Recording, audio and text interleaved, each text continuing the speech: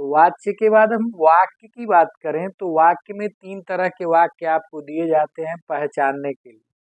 कौन सा वाक्य सरल है, कौन सा वाक्य संयुक्त है और कौन सा वाक्य मिश्रित है। तो इसकी सबसे बड़ी पहचान है कि सरल वाक्य में एक उद्देश्य होगा, बाकी विधेय होगा, जो अंग्रेजी में आप आजकल पढ़ते आए हैं सब्जेक्ट और प्रेडिकेट।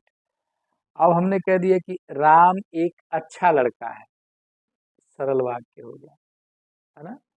अब हम कह दिए कि जीजाबाई के पुत्र शिवाजी एक महान योद्धा थे, तो ये भी सरल वाक्य ही होगा।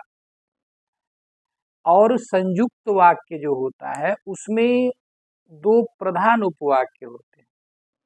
प्रधान उपवाक्य मतलब अगर उनको संयोजक यानी कंजक्शन से नहीं जोड़ा जाता है तो अपना अपना अर्थ लेकर के स्वतंत्र हो जाते हैं, तो उसको संयुक्त कहते हैं, जिसको आप कंपाउंड सेंटेंस समझते हैं।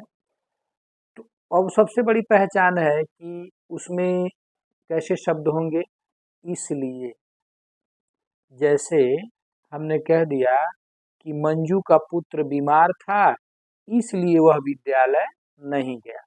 अब इसमें जो है कंजक्शन का जो संयोजक का काम कर रहा है वो इसलिए शब्द है, अगर उसको हटा दीजिए तो बचेगा क्या, मंजू का पुत्र बीमार था वह विद्यालय नहीं गया।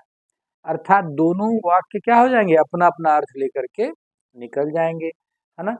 क्योंकि मैं आपसे अब ये बात कर रहा हूँ संयुक्त के विषय में, तो जैसे देख जाए कि दीनू एक गरीब किसान है फिर भी वह ईमानदार है। अब इसमें कौन सा ऐसा संयोजक है जो दोनों उपवाक्यों को जोड़ रहा है, तो फिर भी, ठीक है। तो फिर भी जो है इसमें जोड़ रहा है। अब इसके फिर भी के पहले और फिर भी के बाद लिख लीजिए कि दीनू एक गरीब किसान है फिर भी वह ईमानदार है। तो फिर भी जो शब्द है वह संयोजक का काम कर रहा है, कंजक्शन का काम कर रहा है, तो दोनों अर्थ अलग अलग हो जा रहा है कि दीनू एक गरीब किसान है, ये कंप्लीट वाक्य हो जा रहा है, और वह क्या है, ईमानदार है। तो यह ऐसे वाक्यों को संयुक्त वाक्य कहेंगे, है ना। जैसे अब ले लिए इसलिए, फिर भी, और एंड जो होता है अंग्रेजी का, वह आया और उसने मुझे कुछ पैसे दिए, वह आया और उसने मुझे कुछ पैसे दिए। इसमें दोनों उपवाक्यों को कौन जोड़ रहा है, और जोड़ रहा है, तो यह संयुक्त वाक्य। अब मिश्रित में ध्यान रखिए, जो जहां जैसे जिस तरह हालांकि यद्यपि यदि, कहीं ऐसा ना हो जाए, ये शब्द ध्यान रखिए, जो जहां जैसे यद्यपि यदि, कहीं ऐसा ना हो जाए, जब तक नहीं तब तक, यह जब वाक्य में ये शब्द आ जाएंगे तो वो आंख बंद करके आप बता सकते हैं कि यह मिश्रित वाक्य है, ठीक है। याद रखिएगा, जो जहां जब जैसे, जब तक नहीं तब तक, कहीं ऐसा ना हो जाए, यदि, कि, ऐसे शब्द, यानी कि एक प्रधान उपवाक्य और एक से अधिक आश्रित उपवाक्य हो सकते हैं, यानी कि एक प्रधान और बाकी आश्रित। अब जैसे हम बता रहे हैं कि मोहन मेरे पास आया और उसने कहा कि जो कलम मैंने आपको दिया था वह मुझे दे दी। तो जो आ गया, कि आ गया, तो जो जहां जैसे जिस तरह, कि यदि जब तक नहीं तब तक, यद्यपि हालांकि, जितने शब्द आते हैं ऐसे कोई, तो वह वाक्य संयुक्त मिश्रित हो जाता है। तो सरल, संयुक्त, मिश्रित।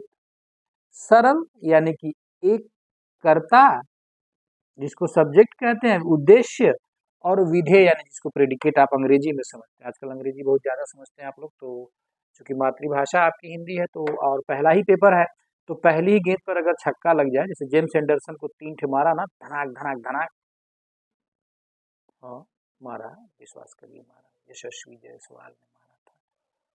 एंडरसन जब मैच खेल रहे थे, अपना डेब्यू कर रहे थे, तो यशस्वी जायसवाल मारा, समझ रहे हैं कहाँ होंगे। तो वैसे ही पहली ही गेंद पर छक्का मार देना चाहिए ताकि रन रेट कायम रहे। कोशिश करना चाहिए पहले ही गेंद से एकदम। Attacking is the best defence according to professor Virender Sehwag. Cricket की भाषा आपको समझ में आती है। तो आपको क्या करना है, एकदम सहज सरल तरीके से समझना है। सरल वाक्य मतलब एक उद्देश्य विधेय, जैसे कि चाय पीकर वह खेलने गया, है ना, और मुझे देखकर वह रोने लगी। तो जैसे मान लीजिए दिया है कि मुझे देखकर वह रोने लगी, तो ये सरल वाक्य हो गया।